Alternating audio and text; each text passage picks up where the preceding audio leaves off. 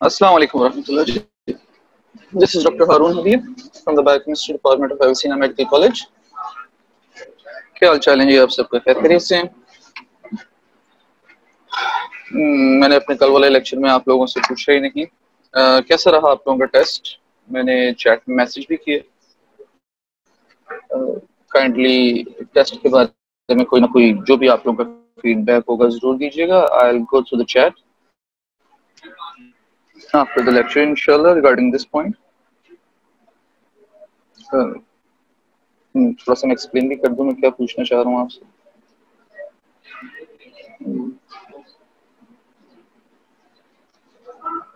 किसी किस्म का कोई इशू तो नहीं हुआ है आपको एग्जाम देते हुए?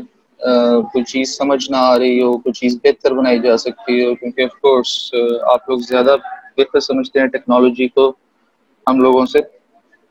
कोई चीज़ बेहतर बन सकती हो, किसी तरह आपके पॉइंट में दिमाग में कोई पॉइंट हो तो प्लीज काइंडली ज़रूर बताइएगा ताकि चीज़ों को इम्प्रूव किया जा सके।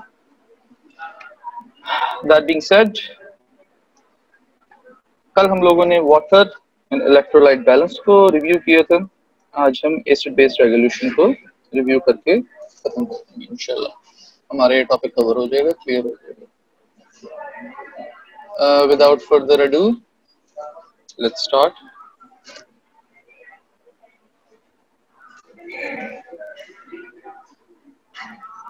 इसमें जो हमने टॉपिक्स पढ़ने हैं, role of buffer system in the body, role of lungs and kidneys in the maintenance of acid base balance. Anion gap हम रिव्यू में नहीं करेंगे, ठीक है, तो हमने कर लिया। It's not that difficult, concept कोई नहीं इतना खास इसके। एसिड बेस इम्बैलेंसेस हैं जिसमें रिस्पिरेटरी एसिडोसिस एंड अल्कोलोसिस आ जाता है, मेटाबॉलिक एसिडोसिस एंड अल्कोलोसिस आ जाता है। यही जरा थोड़ा सा तंग करने वाली चीजें हैं, इन्हीं को मैं ज्यादा टाइम दूंगा। और आखिर में इंटरप्रिटेशन ऑफ एबीजीज, ये दोनों आपस में रिलेटेड हैं। एक को कर लेंगे तो दूसरा खुद ब खुद हो जाएगा। Right, remember this slide, the shield slide? I think you should remember. हमारी बॉडी में दो किस्म की डिफेंसेस हैं। First line defence against pH shift, ठीक है, ये हमारे पास केमिकल बफर सिस्टम्स हैं। ये आ जाते हैं हमारे पास bicarbonate buffer systems, phosphate buffer system और प्रोटीन बफर सिस्टम, ठीक है। प्रोटीन बफर सिस्टम के अंदर ही हीमोग्लोबिन बफर सिस्टम है। और सेकंड आ जाता है हमारे पास second line defence against the pH shift. ये हमारे पास फिजियोलॉजिकल बफर्स आ जाते हैं। इनमें हमारे पास आ जाते हैं रेस्पिरेटरी मैकेनिज्म्स, CO2 एक्सक्रीशन, और renal mechanism hydrogen excretion, hydrogen ion excretion. अब ये रेस्पिरेटरी मैकेनिज्म है तो ये ऑफ कोर्स लंग्स के थ्रू होगा, because lungs are the only organ in our body जहां पे रेस्पिरेशन हो सकती है, एक्सचेंज ऑफ गैसेस हो सकती है फ्रॉम एनवायरनमेंट। और दूसरा हमारे पास किडनीज आ जाते हैं, ठीक है। As per need body bicarbonate ions को एक्सक्रीट आउट कर सकती है या कंजर्व कर सकती है, और हाइड्रोजन आयंस को एक्सक्रीट आउट कर सकती है या कंजर्व कर सकती है एज पर नीड। जो रोल ऑफ लंग है हमारी बॉडी में the maintenance of acid base balance, that's quite simple. शुरू करें यहाँ से मेटाबॉलिज्म से। मेटाबॉलिज्म होगी तो कार्बन डाइऑक्साइड प्रोड्यूस होगी, this is called aqueous carbon dioxide. ये वाटर के साथ मिलकर बनाती है carbonic acid. Carbonic acid easily dissociate हो जाता है into hydrogen ions and bicarbonate ions. ये जो हाइड्रोजन आयंस हैं ये under the Bohr effect cells में ऑक्सीजनेटेड हीमोग्लोबिन से ऑक्सीजन को डिस्प्लेस करता है, ठीक है, और खुद उसके साथ जाके अटैच हो जाता है हाइड्रोजन। ऐसा होता क्यों है? क्योंकि सेल्स में ऑक्सीजन की कंसंट्रेशन कम होती है, जिसकी वजह से ऑक्सीजन हीमोग्लोबिन से उतर जाती है, ठीक है, और उसके साथ हाइड्रोजन अटैच होता है। Now this HHB and bicarbonates are transported through venous circulation and they reach lungs. Now venous circulation पता है, superior vena cava, inferior vena cava से होके आपके एट्रिया में, एट्रिया से वेंट्रिकल से पंप होके लंग्स में, जो वीनस ब्लड है। डीऑक्सीजनेटेड ब्लड है ये, ऑक्सीजन उतरी हुई है, हीमोग्लोबिन से डीऑक्सीजनेटेड ब्लड है, तो ये लंग्स में पहुंच जाएगी। आज लंग्स में बाइकार्ब आ गया और एचएच भी आ गया। यहाँ पे लंग्स में ऑक्सीजन की कंसंट्रेशन ज्यादा होती है, तो ये ज्यादा ऑक्सीजन की कंसंट्रेशन, ये ऑक्सीजन क्या करती है, इस हीमोग्लोबिन के साथ हाइड्रोजन आयन को डिस्प्लेस करवा देती है, ठीक है, उतार देती है, और खुद उसके साथ अटैच हो जाती है और ऑक्सीजनेटेड हीमोग्लोबिन बना देती है, which then goes to the tissues via arterial circulation। तो ये हमारे पास बोहर्स इफेक्ट पूरा हो जाता है। ये जो हाइड्रोजन आयन यहाँ पे निकले और ये जो बाइकार्ब आया, ये दोनों आपस में दोबारा मिलते हैं और H2CO3 बनाते हैं। एंजाइम के अंडर इन्फ्लुएंस से कार्बन डाइऑक्साइड और वाटर में ब्रेक डाउन हो जाते हैं। This here is gaseous CO2, ठीक है, this was aqueous CO2, now this is gaseous CO2, और ये CO2 एक्सपायर आउट हो जाती है। तो अभी देख रहे हैं कि एसिड को बॉडी से बाहर निकालने के लिए कार्बन डाइऑक्साइड को बॉडी से बाहर निकाला जा रहा है, ठीक हो गया, ये पॉइंट है, याद रखिएगा, आगे काम आएगा। This was the role of lungs. Now comes the role of kidneys. This will be discussed in three headings. हमारे पास बाइकार्बोनेट मैकेनिज्म आ जाता है, फॉस्फेट मैकेनिज्म आ जाता है और अमोनिया मैकेनिज्म आ जाता है। तीनों में काम एक ही हो रहा है, ठीक है, कि आपकी जो हाइड्रोजन आयन कंसंट्रेशन है, जो हाइड्रोजन आयन्स हैं, उनको मैनिपुलेट किया जा रहा है, रेगुलेट किया जा रहा है, मॉड्यूलेट किया जा रहा है। बाइकार्बोनेट मैकेनिज्म में देखें, carbon dioxide from metabolism and water from the body comes together into the proximal tubules of the cells of the kidneys. Proximal tubular cells of the kidneys, ये दोनों आपस में मिलते हैं और बना देते हैं H2CO3. H2CO3 dissociate होता है into hydrogens and bicarbs. Bicarbs reabsorb हो जाते हैं, ठीक है, और ये जो हाइड्रोजन आयन ये फिल्ट्रेट की तरफ जाना शुरू कर देते हैं। ये हाइड्रोजन आयंस जो फिल्ट्रेट के अंदर बाइकार्ब्स पड़े हुए उनके साथ मिलकर बनाता है H2CO3, ठीक है, और उसके बाद ये वहां से एक्सक्रीट आउट हो सकता है। ये जो बाइकार्ब्स जहां से निकले थे, फॉर एग्जांपल यहाँ पे हम देख रहे हैं सोडियम बाइकार्बोनेट के साथ निकले थे, तो बाइकार्ब चले गए एसिड बनाने के लिए, जो सोडियम था ये आपके ट्यूबुलर सेल्स में रीअब्सॉर्ब होना शुरू होता है। So there is a concurrent transport, hydrogen ions बाहर जाएंगे ट्यूब फिल्ट्रेट में और फिल्ट्रेट से सोडियम अंदर आएगा, ठीक है, ये डिपेंडेंट है एक दूसरे के ऊपर। जैसे ही सोडियम अंदर आएगा वो सोडियम पंप से एक्टिव ट्रांसपोर्ट होके आपके ब्लड में जाएगा और वहां पे बाइकार्ब के साथ मिलकर सोडियम बाइकार्ब बनाएगा। अच्छा, ये सारे के सारा फिनोमिना होता कब है? ये होता तब है जब बॉडी में एसिड ज्यादा हुआ, एसिड कंसंट्रेशन ज्यादा हुई है, हाइड्रोजन आयन कंसंट्रेशन ज्यादा हुई है।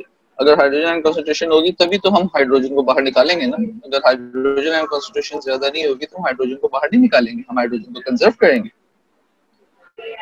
जी नेक्स्ट देख लें, हमारे पास वही C2H2O मिलके बनाएंगे H2CO3, वो ब्रेक डाउन होगा हाइड्रोजन आयन में और बाइकार्बोनेट आयन में, बाइकार्बोनेट आयन एब्सॉर्ब हो जाएंगे ब्लड में, हाइड्रोजन एक्सक्रीट आउट होगा फिल्ट्रेट में, वहां पे वो Na2HPO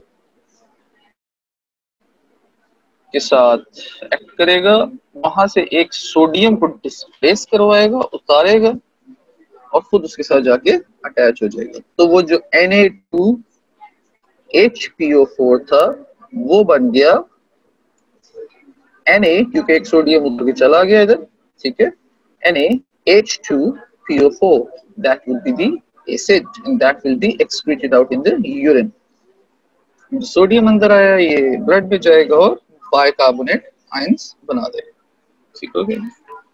तो यहाँ पे याद रखने वाली चीज ये है Na2HPO4, जिससे एक सोडियम उतर के ये अंदर जा रहा है, तो ये NaHPO4 रह गया, इसमें एक हाइड्रोजन आयन ऐड होगा तो NaH2PO4, the acid of this buffer, phosphate buffer.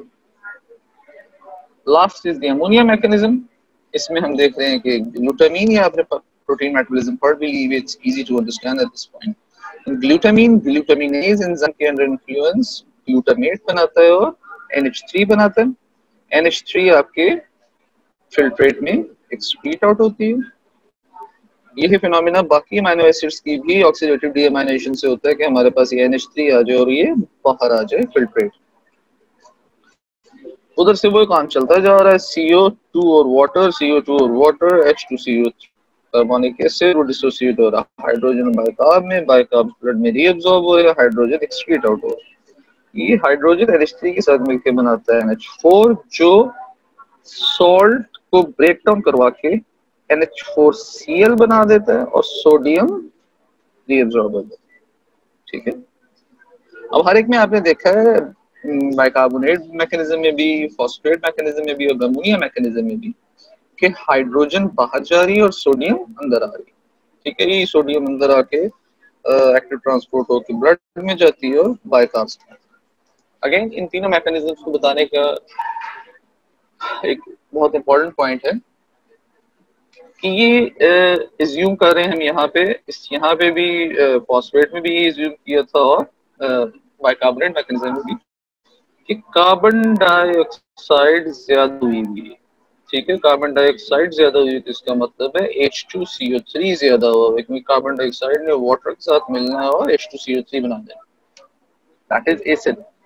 तो वही एसिड की हम हाइड्रोजन आयन कंसंट्रेशन कम करने के लिए उसे एक्सक्रीट आउट करते हैं। और जैसे ही वो एक्सक्रीट होता है तो उसके साथ एक अगर हाइड्रोजन आयन बाहर जाएगा तो एक सोडियम आयन अंदर आएगा। 3-4 चीजें याद रखिए। ये तीनों मैकेनिज्म्स हो गए। अब इम्बैलेंसेस की तरफ आ जाते हैं।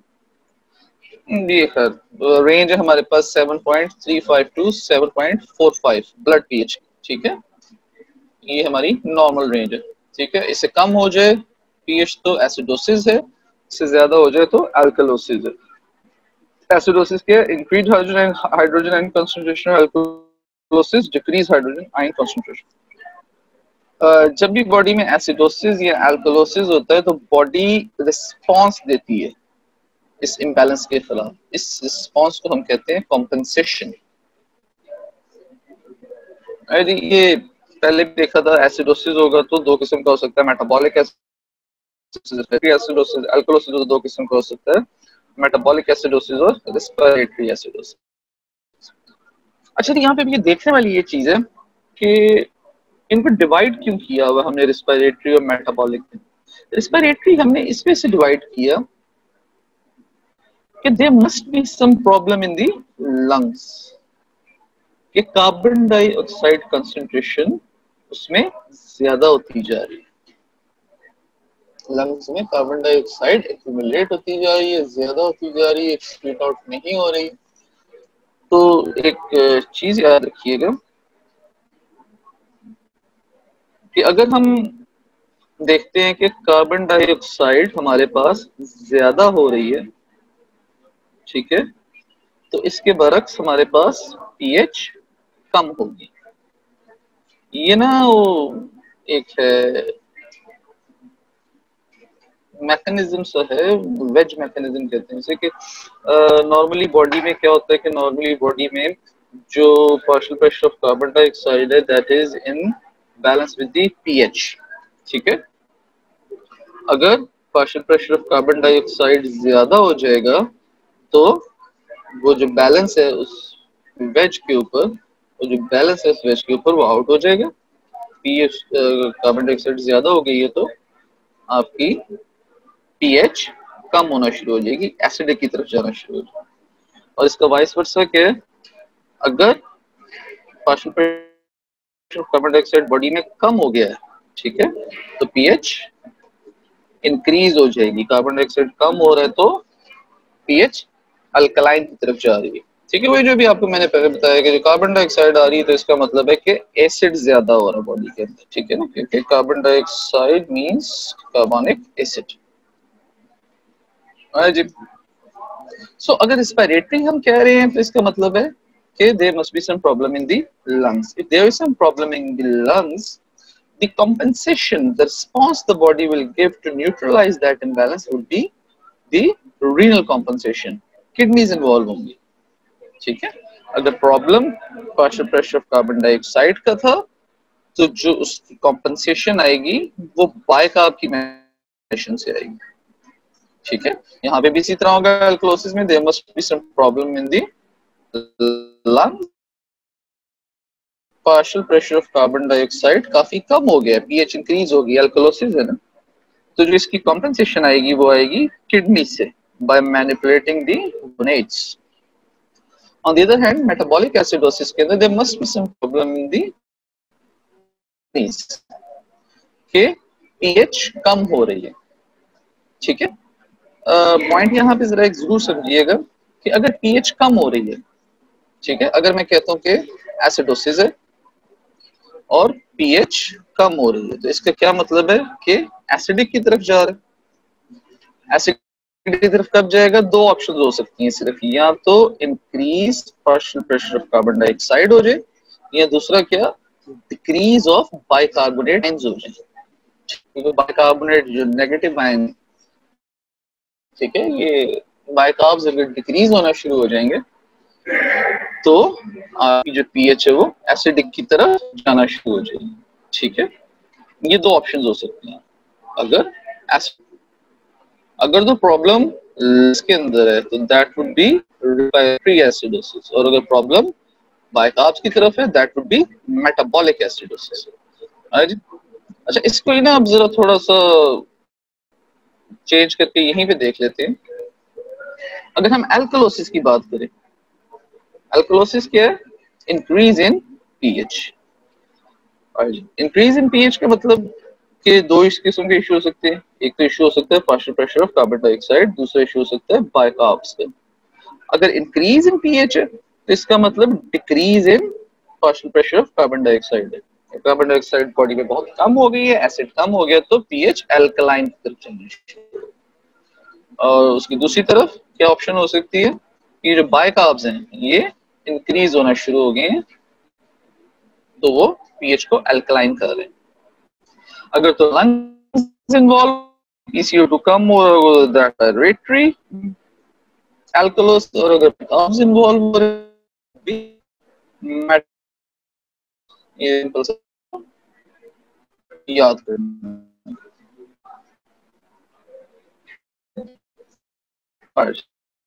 तो सीधा an excessively acid condition of the fluids or tissue is acidosis, and an excessively alkaline क्या हुआ? स्लाइड शेयरिंग बंद होगी। आपने मेरी स्क्रीन शेयरिंग बंद की अभी। Host disable attendee screen sharing आपकी तरफ से बंद हुई। हुई जो करके बताओ, मैं उतनी देर से चैट के अंदर आंसर्स पढ़ रहा हूँ।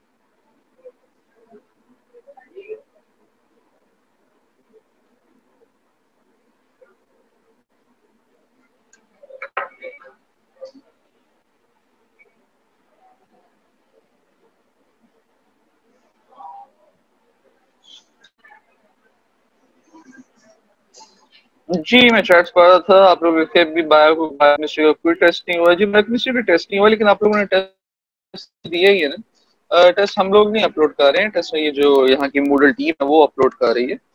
हम बना के दे देते हैं, लेकिन ऑफ कोर्स बना तो हम रहे हैं ना, तो ऑफ कोर्स जो अपलोड हो रहा है वो सेम ही है, जो आप लोगों को मिल रहा है वो सेम ही है। जिस तरह ये आपको आया था एनाटॉमी का टेस्ट आया था, उसी तरह का ही फिनोमिना होगा। ठीक हो गया भाई, अलाउ नहीं है। मैं फिर क्या बाहर जाके वापस आऊं?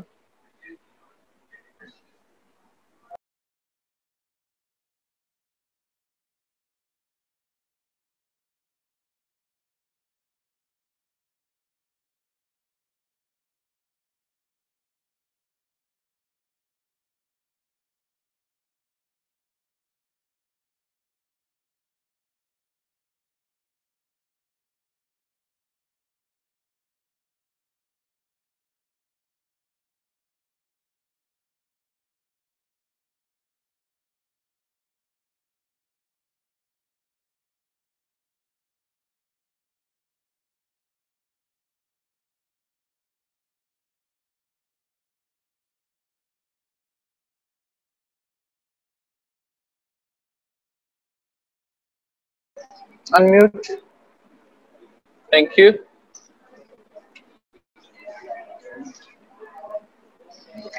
क्या यार है कि post disable attendee screen sharing से मैं बनाता हूँ पोस्ट, उसके बाद मुझे वो सुना शेयर हो जाए ये अब हो जाए।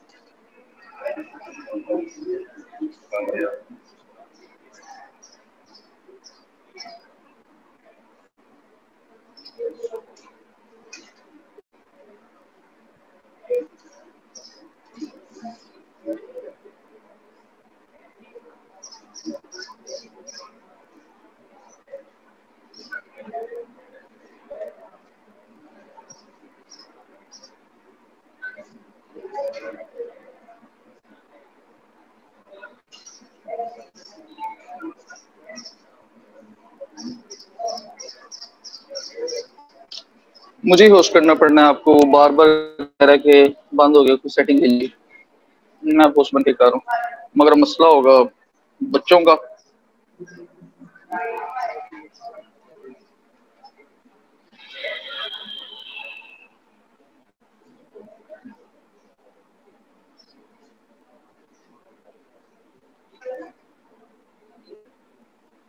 अस्सलाम वालेकुम जी।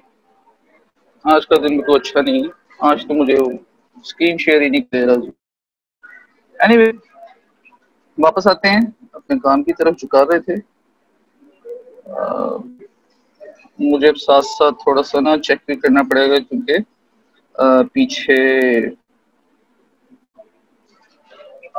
anyways, excessively alkaline condition of the body fluids or tissue is alkalosis. अभी आगे हमारे पास चार है, metabolic acidosis, respiratory acidosis, metabolic alkalosis, respiratory alkalosis.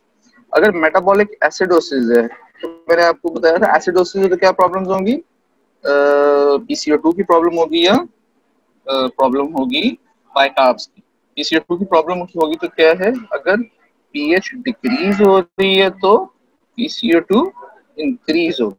इधर भी अगर पीएच डिक्रीज हो रही है तो बाइकार्ब्स डिक्रीज होंगे तो एसिडोसिस होगा।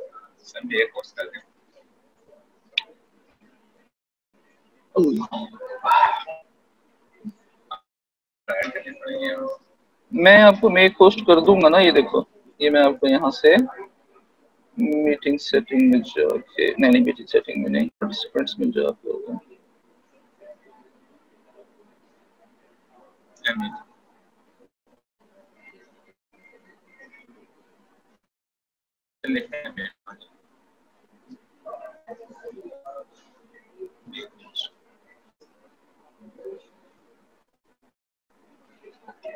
ना इधर हो रहा, वापस आओ वापस आओ वापस आओ वापस। अभी देख, अब मैं इसको शेयर करूंगा, फिर गायब हो गई। कर पोस्ट कर, सॉरी फॉर दैट गाइस। मैं पहले भी कहा था ना, हम लोगों का लर्निंग क्या होगा क्या, सर जो स्टूडेंट आएगा आप उनको ऐड कर दें। आप पोस्ट कर दिया मुझे।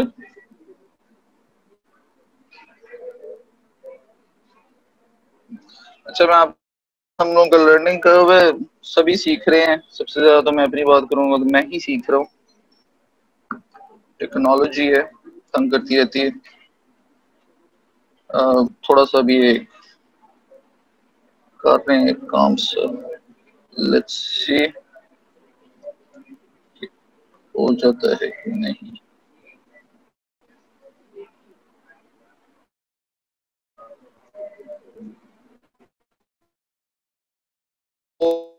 Sharing won't go away this time। चल रही है शेयरिंग?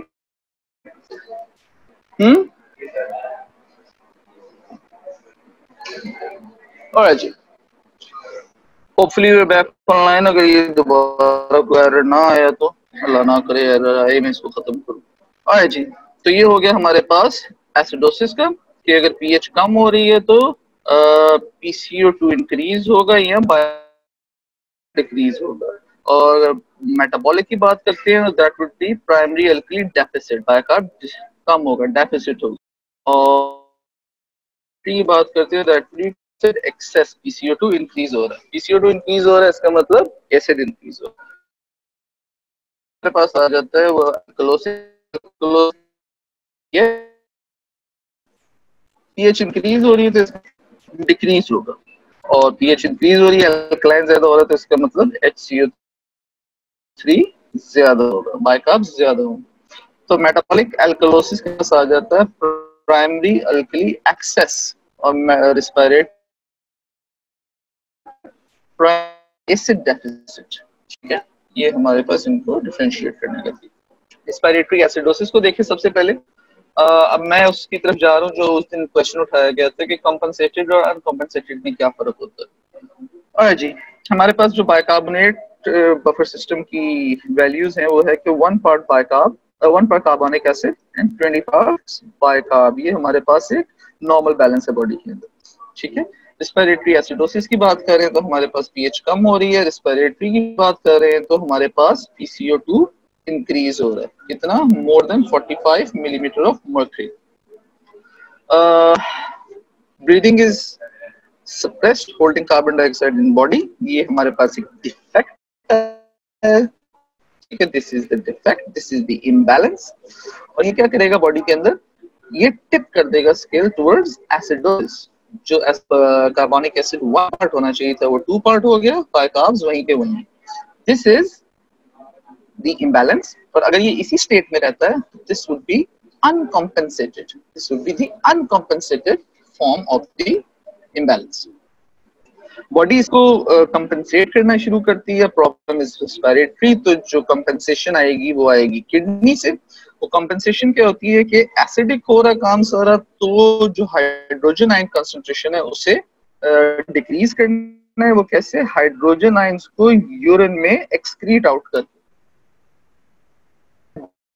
बाइकार्ब्स को कंजर्व करना शुरू कर देती है और हाइड्रोजन को एक्सक्रीट आउट करना शुरू कर देती है। बिल्कुल उसी तरह जिस तरह भी हमने रोल ऑफ किडनी में देखा in the bicarbonate mechanism, ammonia mechanism and phosphate mechanism के हाइड्रोजन आयंस को एक्सक्रीट आउट करना शुरू कर देते हैं और बाइकार्ब्स को कंजर्व करना शुरू कर देते हैं। ये बाइकार्ब्स को कंजर्व करना शुरू करेंगे तो क्या होगा, वो 20-30 की तरफ जाना शुरू करेंगे। Now this form, this was the normal 120, this was the uncompensated, and this form 230 would be the compensated. ठीक है, this would be the compensated respiratory acidosis। ये respiratory acidosis हुआ और उसकी बॉडी ने compensation शुरू कर दी। बॉडी ना complete compensation कम ही कर पाती है, अगर कर भी पाएगी तो उसको काफी टाइम लग जाएगा। बंदा इतनी देर में हॉस्पिटल पहुंच जाता है, इट्स मॉडर्न एरा। हॉस्पिटल पहुंच जाता है, हॉस्पिटल पहुंचता है तो वो डॉक्टरों के दुआले होता है, डॉक्टर उसे क्या देते हैं, लैक्टेट्स, लैक्टेट कंटेनिंग सॉल्यूशंस देते हैं। लैक्टेट क्या करते हैं, lactate use carbonate ions in the liver. जब ये लैक्टेट लिवर तक जाता है तो ये बाइकार्बोनेट में कन्वर्ट होना शुरू होता है। That tips the scale to balance 240। ठीक है ना, now the imbalance has been corrected. ये तो करेक्टेड फॉर्म है टोटली। ठीक है, ये 1:20 हो या 2:40 हो, ये बैलेंस में सही है। This would be the uncompensated and this would be the compensated and this can be called the corrected form. ठीक है, या नॉर्मल फॉर्म जहां से हम शुरू हुए थे वहीं। ठीक है, तो हमारे पास हमने देखा कि प्राइमरी इफेक्ट क्या था, इंक्रीज PCO2, डिक्रीज पीएच। इसकी कॉम्पेंसेशन क्या आई हमारे पास, ये देखें कॉम्पेंसेशन क्या आ रही है, conservation of the bicarbs and excretion of the hydrogen ion। ठीक है, तो उसकी वजह से हाइड्रोजन आयन बाहर आ रहे हैं, कम हो रहे हैं, बाइकार्ब्स इंक्रीज हो रहे हैं, कंजर्व हो रहे हैं, तो पीएच इंक्रीज होना शुरू हो जाएगी। That would be our compensation. Respiratory alkalosis की बात करते हैं। अल्कलोसिस है तो पीएच इंक्रीज हो रहा है, पीएच इंक्रीज हो रहा है तो इसका मतलब PCO2 डिक्रीज हो रहा है। रेस्पिरेटरी कितना डिक्रीज हो रहा है, लेस देन 35 mmHg। इसमें फिर वहीं से हम शुरू करेंगे जो हमारे पास initial resting state, normal state पड़ी।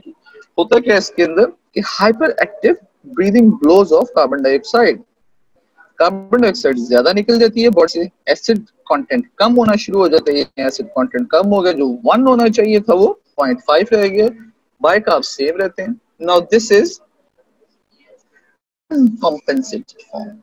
Uncompensated form. The actual defect. This is the uncompensated. Body इसको कॉम्पेंसेट कैसे करती है? ऑफ कोर्स अब एल्कलोसिस हो रहा है, आपकी पीएच इंक्रीज हो रही है, तो बॉडी क्या करेगी? हाइड्रोजन आयंस को कंजर्व करेगी, हाइड्रोजन आयंस को कंजर्व करेगी और एलिमिनेट करेगी बाइकार्ब्स। ये देखें आपके पास यूरिन जो है अल्कलाइन यूरिन आ रहा है, ठीक है, और आपके जो हाइड्रोजन आयन है, क्योंकि ऑफ कोर्स ये बाइकार्ब जहां से भी आया वो H2CO3 टूटा तो ये H प्लस और HCO3 निकला, तो ये बाइकार्ब्स जो है ये एक्सक्रीट आउट होने शुरू हो जाते हैं अल्कलाइन यूरिन में और हाइड्रोजन आयन कंजर्वेशन शुरू, ठीक है। This is called the compensated mechanism. ये प्राइमरी प्रायोरिटी अल्कलोसिस और उसके रिजल्ट में compensation. Again modern day and age, बंदा हॉस्पिटल पहुंचा,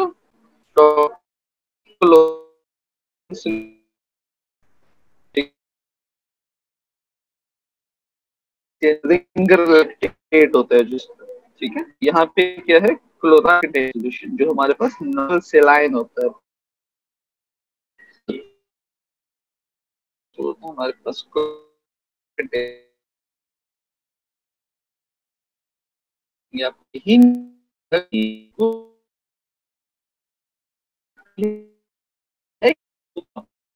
कैसे डिस्कस आ गया।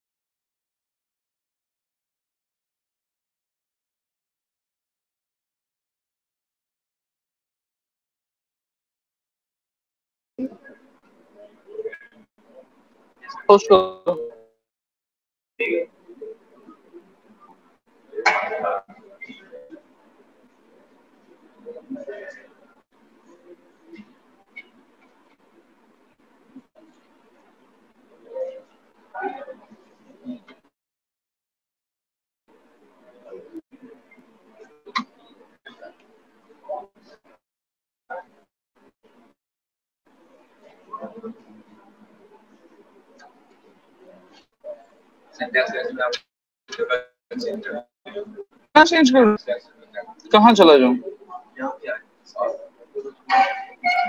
मैं आपके कंप्यूटर पे ही ना देना शुरू कर दूं वैसे, आपके कंप्यूटर पे ही ना देना शुरू कर दूं, ज्यादा बेहतर है।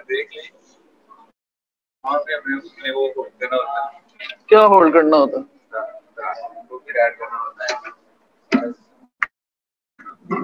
इधर उधर फर्क है कोई? ये ले यार, मैं उधर चला जाता हूँ, ठीक होता है।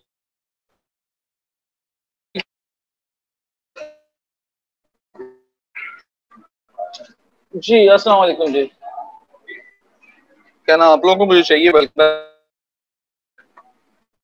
अच्छा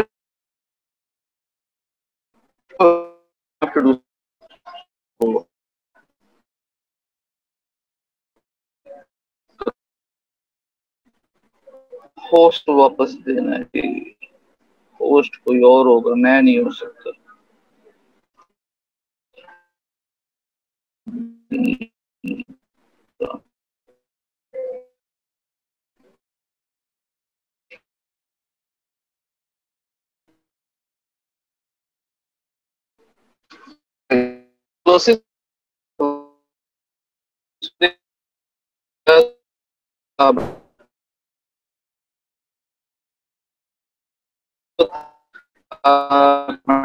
बॉडी के अंदर शुरू हो जाएगी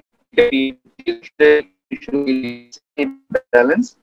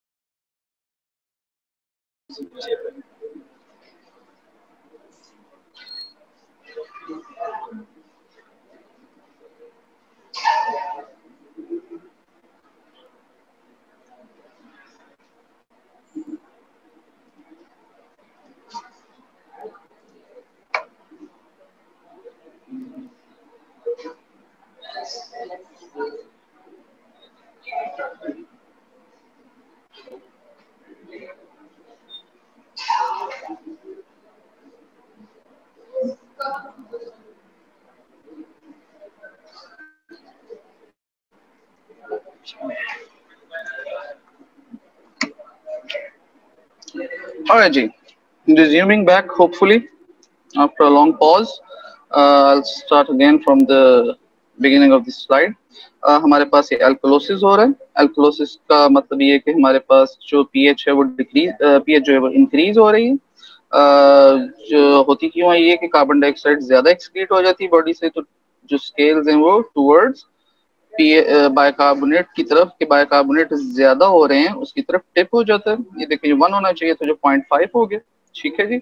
बॉडी क्या करती है इसके खिलाफ, बाइकार्ब्स को एक्सक्रीट आउट करना शुरू करती है अल्कलाइन यूरिन में, और ये बाइकार्ब्स को कम करती है. तो ये थोड़ा सा कुछ बेहतरी की तरफ आता है. ये अगर 1 और 20 है तो अगर ये 0.5 होता है तो इसको 10 होना चाहिए. तो ये कुछ बेहतरी की तरफ आना शुरू होता है. ठीक है. This is called the compensated respiratory alkalosis. बंदा हॉस्पिटल पहुंचता है, वहां पे उसको क्लोराइड कंटेनिंग सॉल्यूशंस दिए जाते हैं. क्लोराइड्स क्या करते हैं, बाइकार्बोनेट आयंस को रिप्लेस कर देते हैं जाके बॉडी में. ठीक है. जैसे ही क्लोराइड पहुंचता है तो बाइकार्बोनेट्स को रिप्लेस कर देते हैं, वो मजीद वहां से निकल जाता है. तो ये हमारे पास 0.5 और 10 जो 1:20 था नॉर्मल, उसके लेवल का ये आ जाता है. तो हमारा इफेक्ट था एल्कलोसिस. इंक्रीज पीएच था तो रिस्पिरेटरी, या तो डिक्रीज पीसीओ2. अगर पीएच इंक्रीज हो रही है तो इसको हमें नीचे लेके आना है कॉम्पेंसेशन में. वो कैसे करेंगे, बाइकार्बोनेट्स को बॉडी से निकाल के. ठीक है. नेक्स्ट हमारे पास आ जाता है मेटाबॉलिक एसिडोसिस. एसिडोसिस है तो इसका मतलब पीएच इंक्रीज हो रही है. ठीक है. पीएच इंक्रीज हो रही है, सॉरी, एसिडोसिस इसका मतलब है पीएच डिक्रीज हो रही है, मिस्टेक. और मेटाबॉलिक है तो इसका मतलब है बाइकार्ब्स का इशू है. ठीक है. बाइकार्ब्स का इशू है तो वो क्या इशू होगा, बाइकार्ब्स कम हो रहे होंगे. ठीक है. तो हमारे पास ये नॉर्मल स्टेट है. नॉर्मल स्टेट के बाद हमारे पास क्या होता है, बॉडी के अंदर किसी वजह से भी, स्पेशली किडनी के इशू की वजह से क्या होता है कि हमारे पास बाइकार्बोनेट्स कम हो जाते हैं और ये स्केल है इस तरफ एसिडिक की तरफ टिप होना शुरू होता है, which is the acidosis. Body क्या करती है, बॉडी इस फिनोमिना के अंदर क्योंकि एसिडोसिस हुआ है एसिडिक यूरिन निकालना शुरू कर देती है. हाइड्रोजन आयंस को बाहर की तरफ निकालना शुरू कर देती है. जब हाइड्रोजन आयंस को बाहर की तरफ निकालना शुरू कर देती है तो ये जो बाइकार्ब्स हैं ये कहाँ जाते हैं, ये सिस्टम में ऐड होना शुरू हो जाते हैं. ठीक है. क्योंकि एसिडिक बाहर निकल गया तो बाइकार्ब जो कम हुए थे वो सिस्टम में ऐड होना शुरू हो जाते हैं. ठीक है. ये देख रहे हैं आप, ये टूट रहा है और बाइकार्ब सिस्टम में ऐड होते हैं. हाइड्रोजन आयन कंसंट्रेशन कम से कम होती जाती है. जो प्राइमरीली होता है वो हाइड्रोजन आयन कंसंट्रेशन कम होती है. This is the compensated form. This is the uncompensated form. बंदा हॉस्पिटल पहुंचता है. हॉस्पिटल पहुंचता है तो क्या होता है, उसे लैक्टेट कंटेनिंग सॉल्यूशंस दिए जाते हैं और वो जो लैक्टेट जाता है किडनीज के अंदर और सॉरी लिवर में, और वो कन्वर्ट हो जाता है इनटू बाइकार्ब. तो हमारे पास जो नॉर्मल बैलेंस है वो अचीव दोबारा हो जाता है. एसिडोसिस था, पीएच कम हो रही थी. मेटाबॉलिक है तो बाइकार्ब हो गए तो बाइकार्ब्स कम हो रहे थे. रिस्पॉन्स में क्या होगा, पीएच कम थी तो उसको इंक्रीज करना है. कैसे इंक्रीज करना है पीएच को, बाइकार्ब्स को कंजर्व करके और हाइड्रोजन आयंस को एक्सक्रीट आउट करके. ठीक है. और पीसीओ2 को डिक्रीज करके. ठीक हो गया जी. पीसीओ2 डिक्रीज होगी तो ऑटोमेटिकली वो जो वेज फिनोमिना था, पीसीओ2 डिक्रीज होगी तो आपकी पीएच इंक्रीज होना शुरू हो जाएगी, नॉर्मल की तरफ जाना शुरू हो जाएगी. Next comes our metabolic. So, acidosis.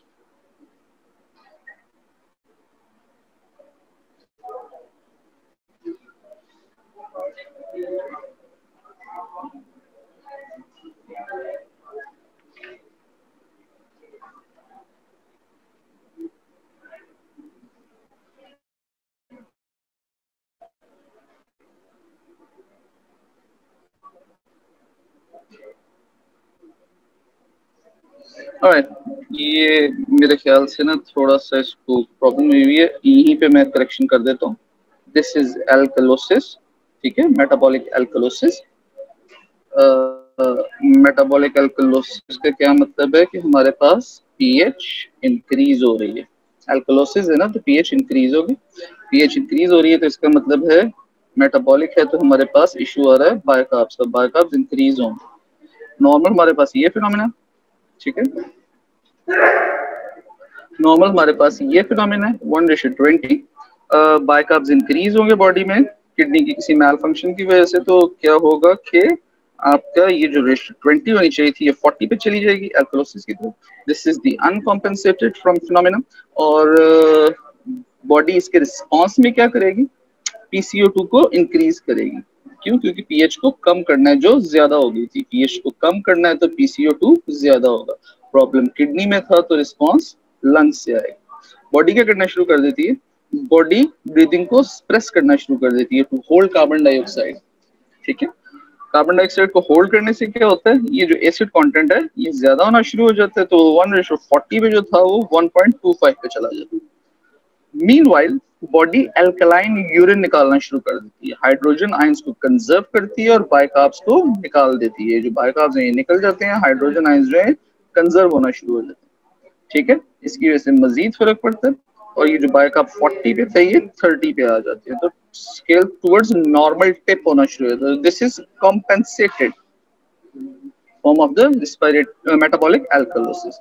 बंदा हॉस्पिटल पहुंचता है, उसे क्लोराइड कंटेनिंग सॉल्यूशन दिए जाते हैं। क्लोराइड्स क्या करते हैं, जाके डिस्प्लेस या रिप्लेस कर देते हैं बाइकार्ब्स को और वो वापस नॉर्मल की तरफ आ जाते हैं। उतनी देर में लंग्स जो है वो जो सप्रेस कर रही थी कार्बन डाइऑक्साइड को वो भी खत्म कर देती हैं, वो भी नॉर्मल ब्रीदिंग शुरू कर देती हैं और आपके एसिड भी नॉर्मल आ जाता है 1 की तरफ। This is the corrected form. ठीक हो गया जी। अब हम आते हैं इस चीज की तरफ कि हमारे पास ये सारा कुछ होने के बाद जो चीजें हमने याद रखनी है वो क्या है। सबसे पहले देखें, ये हमने एबीजीज को देखना है, या वी हैव टाइम, एबीजीज को देखना है। उसके लिए सबसे पहले आपने देखनी पीएच, एसिडोसिस है या एल्कलोसिस है, एसिडोसिस है या एल्कलोसिस। और जी कम है 7.35 से एसिडोसिस है, ज्यादा 7.45 से एल्कलोसिस। दो इशू हो सकते हैं, या CO2 का इशू होगा या बाइकार्ब का इशू होगा।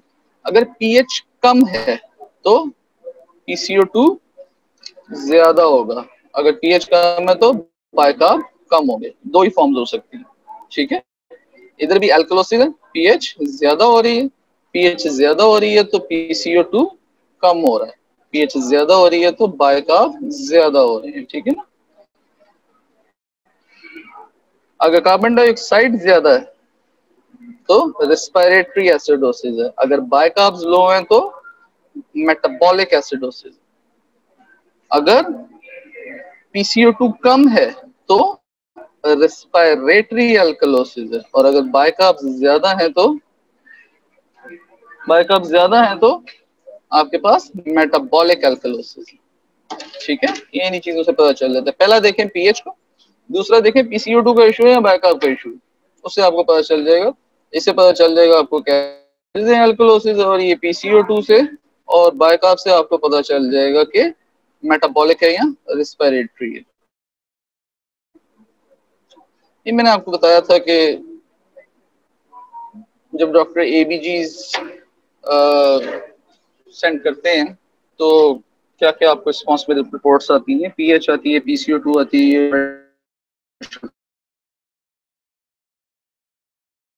है, उनकी नॉर्म वैल्यूज हैं जो आपने याद रखनी है, वो मैं आपको अंडरलाइन कर देता हूँ। आपने पीएच की याद रखनी है, या तो फिर सारी रखनी है वैसे इनिशियली जो आपने, क्योंकि फर्स्ट एक्सपोजर है। आपने PCO2 की रखनी है और आपने बाइकार्ब्स की रखनी है, ठीक हो गया जी। मैं आपको प्रॉब्लम एक दिखा रहा हूँ, दोबारा वही प्रॉब्लम्स पहले भी देखे हमने ये, ठीक है। हमारे पास पेशेंट है, उसकी एबीजीज आई हैं, एबीजी के अंदर आपके पास ये ऑप्शंस आई हैं। अभी इसको हल करने से पहले ही हम देख लेते हैं। सबसे पहले पीएच देखें, पीएच क्या है, ठीक है। ये आपके पास है 7.3 है, तो इसका मतलब क्या है, आपके पास ये एसिडिक है। और जी अब पीएच कम है तो हमारे पास PCO2 एक वजह हो सकती है और एक बाइकार्ब वजह हो सकती है। पीएच कम है तो PCO2 ज्यादा होगा और पीएच कम है तो बाइकार्ब्स कम होंगे। ठीक है, ये तो सीधा सीधा एक ना वो है जंत्री कह लें से, जो भी कह लें, सीधा सीधा तरीका था। जी अब आपने देखना है कि हमारे पास ये तो हो पीएच का में, तो हमारे पास एक चीज लेवल होगी कि एसिडोसिस है। ठीक हो गया, तो हमें देखना मेटाबॉलिक है या रेस्पिरेटरी। तो PCO2 ज्यादा होगी। अब PCO2 को देखते हैं, PCO2 कहाँ पे, PCO2 ज्यादा होनी चाहिए, PCO2 ज्यादा नहीं है, नॉर्मल से कम है, तो PCO2 ये नहीं। तो दूसरा हमारे पास क्या ऑप्शन आई थी, बायकार्ब कम होने चाहिए, बायकार्ब कम है बिल्कुल, तो ये हमारे पास मेटाबॉलिक एसिडोसिस आ गई। तो देखनी कॉम्पनसेशन है कि नहीं। ठीक है, कॉम्पनसेशन है कि नहीं ये हम देखेंगे कैसे। हम ये देखते हैं कि हमारे पास जब मेटाबॉलिक एसिडोसिस होगी, मेटाबॉलिक एसिडोसिस होगी, तो इसका मतलब है उसकी जो कॉम्पनसेशन है वो लंग्स में होगी। लंग्स में होगी तो एसिडोसिस हुआ होगा, कार्बन डाइऑक्साइड को ज्यादा से ज्यादा एक्सक्रीट आउट करेगा। ठीक है, कार्बन डाइऑक्साइड को ज्यादा से ज्यादा एक्सक्रीट आउट करेगा, यानी कि carbon partial pressure of carbon dioxide will reduce to increase the pH. PH को इंक्रीज करना है तो इसको रिड्यूस करना पड़ेगा। ठीक है, तो ये आप देख रहे हैं कॉम्पनसेशन हो रही है कि partial pressure of carbon dioxide reduce हो रहा है नॉर्मल से। This is compensated metabolic acidosis. ठीक है, ये एक सिंपल सा फिनोमेना है। ठीक है, मेटाबॉलिक एसिडोसिस कॉम्पेंसेशन। एक और एग्जांपल करके I'll finish things up for acid base regulation. हमारे पास ये देखें एल्कोलोसिस हो रहा है। ठीक है, सबसे पहली चीज तो लिख लो एल्कोलोसिस हो रहा है। आगे देखो क्या हो रहा है, पीएच अगर ज्यादा हुए तो आपके पास दो ही प्रॉब्लम्स हो सकते हैं, एक PCO2 का, एक बाइकार्ब का। पीएच ज्यादा है तो PCO2 कम होगा, पीएच ज्यादा है तो बाइकार्ब ज्यादा होंगे। अब देखिए इन दोनों में से कौन सा फिट इन होता है। PCO2 कम है, PCO2 वाकई कम है, तो हमारे पास मोस्ट प्रोबेबली यही है। बाइकार्ब्स को देख लें, बाइकार्ब ज्यादा है, बाइकार्ब ज्यादा नहीं है। ठीक है, तो हमारे पास ये क्या है, रेस्पिरेटरी अल्कलोसिस है। ठीक है, रेस्पिरेटरी अल्कलोसिस। अब देख रहे हैं, अब हमने ये देखना है कि क्या इसकी कॉम्पेंसेशन हो रही है। अल्कलोसिस है, पीएच इंक्रीज हुई है, तो पीएच को हमने डिक्रीज की तरफ लेके जाना है। पीएच को डिक्रीज की तरफ लेके जाना है तो वो कैसे होगा, हमें जो हाइड्रोजन आयंस हैं उनको कंजर्व करना पड़ेगा और बायकार्ब्स को एक्सक्रीट करना पड़ेगा। ठीक है, बायकार्ब्स को एक्सक्रीट करना पड़ेगा। तो हम यहाँ पे देखते हैं क्या बायकार्ब्स कम हो रहे हैं, बायकार्ब्स कम नहीं हो रहे हैं, तो ये विदाउट कॉम्पेंसेशन है। ये वाला फिनोमेना इस वक्त रेस्पिरेटरी अल्कलोसिस विदाउट कॉम्पेंसेशन है। Let's see, am I right और am I wrong. Respiratory alkalosis that is without compensation. ठीक हो गया, ये दो एग्जांपल्स आपको दिए हैं, इनके लिहाज से देखें, इनको सोचें समझें। कुछ और एग्जांपल्स ऑनलाइन देखें, उन्हें सोचें समझें, चीजें क्लियर होती हैं नहीं होती। Now I am switching to the chat view. आपने हैंड रेज करना, आप हैंड रेज करें, आपको जिस तरह चाहिए। कोई क्वेश्चन आप लोगों ने पूछना है, आप क्वेश्चन पूछें। ठीक है, स्क्रीन शेयर मैं बंद कर रहा हूँ। ऑलराइट, फरमाएं।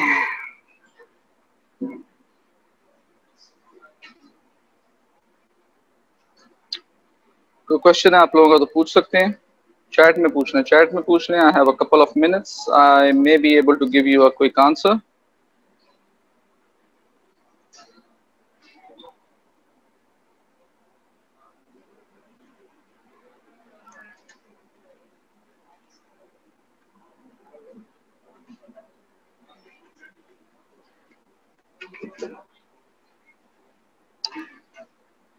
जी, इंशाल्लाह जो कल आपका लेक्चर है, आप लोगों का मेटाबॉलिज्म ऑफ ज़ीनोबायोटिक्स शुरू हो रहा है। ठीक है, और इंशाल्लाह अल्लाह का रखे, doctor Zara will be covering it in two lectures, two upcoming lectures, और उसके बाद फिर हम आगे कंटिन्यू करेंगे ऑन्कोजेनेसिस से। ठीक हो गया जी। If you have any questions you may ask. अच्छा, क्वेश्चन आया हो बायोकेम का टेस्ट कब है? जल्दी होगा बेटा, टेस्ट और मौत कभी भी आ सकते हैं।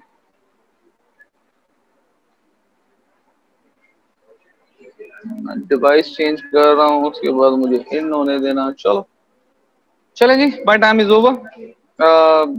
आई will try to cover out, kick out any kinks in the next lecture. उम्मीद है मुझे कि नेक्स्ट लेक्चर से कोई इशू नहीं होगा, मैं इसको सारा देखूंगा, क्या करना है, इसको कैसे करना है। चलें जी, thank you very much, I am signing out, अल्लाह हाफिज।